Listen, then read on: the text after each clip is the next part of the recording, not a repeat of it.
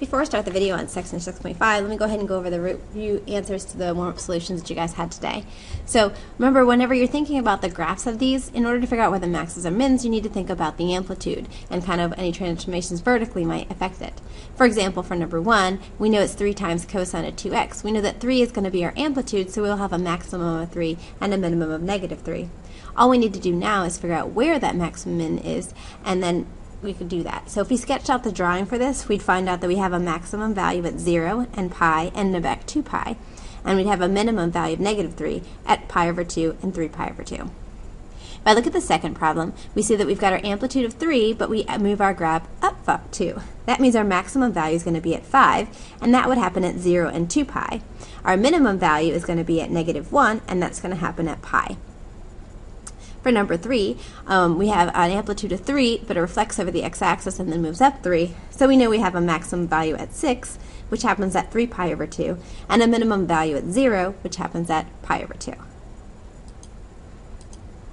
To determine if the graph is symmetric, we just need to think about our functions, whether sine and cosine are even and odd functions. So we know that if we've got sine of 2x, if you want, you could even graph it, but sine of 2x is going to be symmetry about the origin, and then the cosine function is going to be symmetry about the y-axis.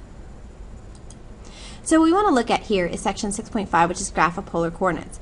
We're going to basically let our calculator do a lot of the graphing for us. We just want to analyze and kind of notice some patterns that we see for our graphs of polar coordinates and the types of equations that give us these graphs. This will help us when you work on your project tomorrow. So in order to figure out a little bit about symmetry, remember the 3 types of symmetry that exist in regular coordinate plane system. We obviously have the x-axis, the y-axis, and the origin. So in polar coordinate system, we don't really talk about the x-axis and the y-axis. We talk about the pole and the angle theta. So in other words, we'll look at it from 3 different perspectives. When we talk about the x-axis, we call it the polar axis. When we talk about the y-axis, we talk about the line theta equals pi over 2. And when we talk about the origin, we're talking about it over the pole. But the same thing applies. We notice that obviously if we've got something that's got polar axis symmetry or x-axis symmetry, if I plug in a point r theta, then I'll have a similar point at r negative theta. We know that if we look at symmetry about the line theta equals pi over 2, if I plug in a point of r theta, I know I'm going to end up with negative r negative theta. And then, of course, if I have symmetry about the pole, when I have a point at r theta, I know I'm also going to have a point at negative r theta. That's helpful to help you remind you kind of where you have other points. If you know one point and you know the symmetry it has, you can find another definite point on your graphs. There are some ways that you can test for symmetry, but for our perspective, we're just going to graph it if possible and then look and see the symmetry that we have. Again, remember that the polar axis is like the x-axis, theta equals pi over 2 like the y-axis, and the pole like symmetry about the origin. So let's determine if the graphs are symmetric, and if so, how.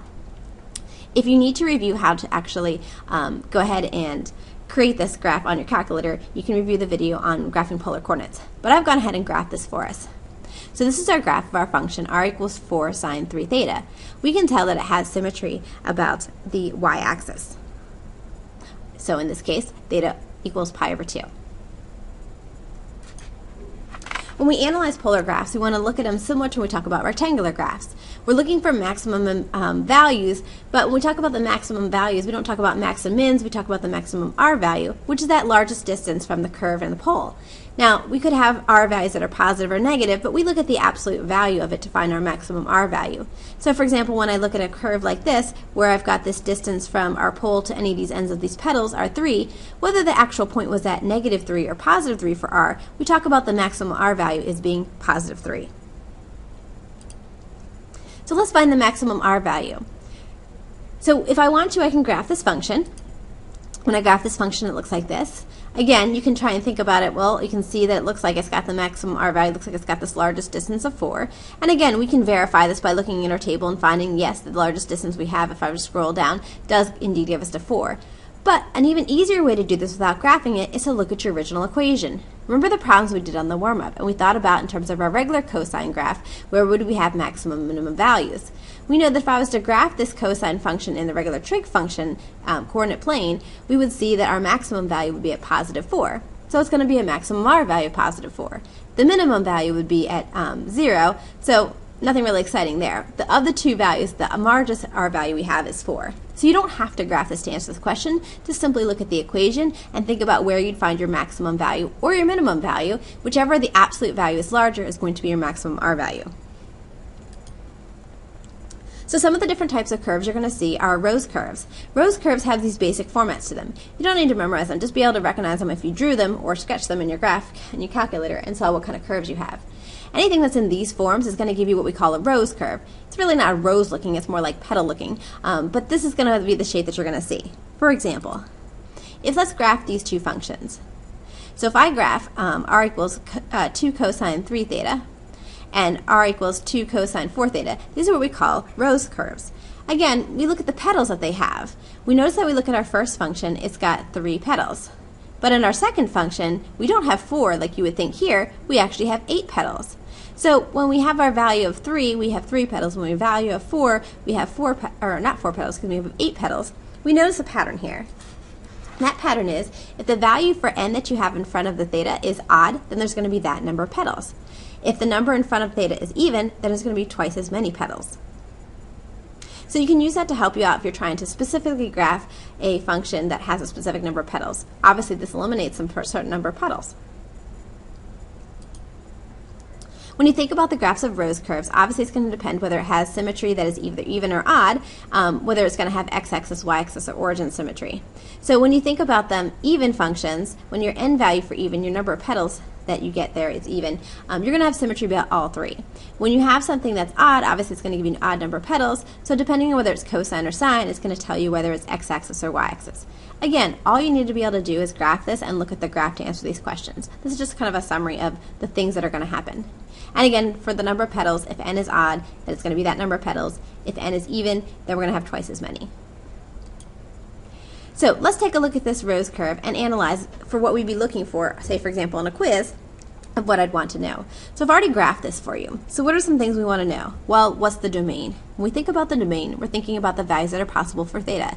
Is there anything that I can't plug in this value for theta? No, so our domain is all real numbers. The next thing we want to look at is our range. Our range are our possible values for r. Well, when we think about this, we are restricted.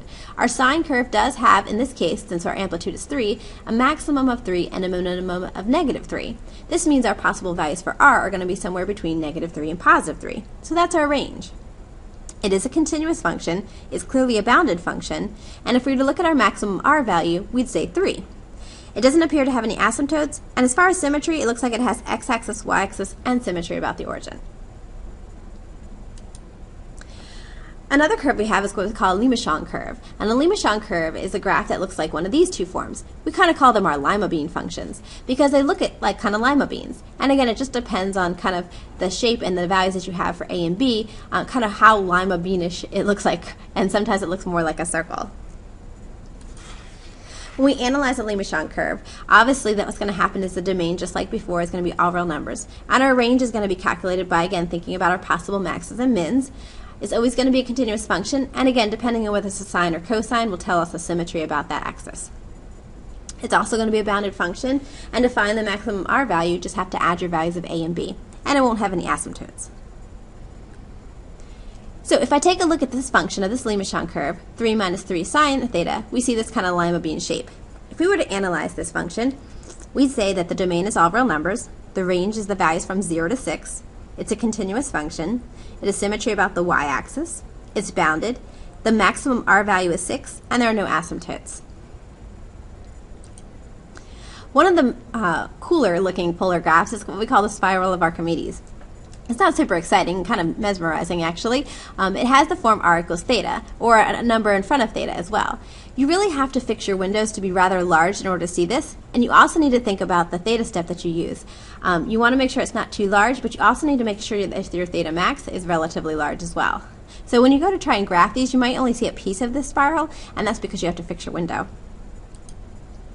Some things about the spirals: the domain and range are all real numbers. It is a continuous function. Its symmetry about the y-axis, it's unbounded because it technically keeps going forever, and therefore there's no max r values and no asymptotes. The last one is the Limousin curve, and it's going to look kind of like my bow tie curve, and this is kind of the form that you're going to see in your equations to get something that looks like this.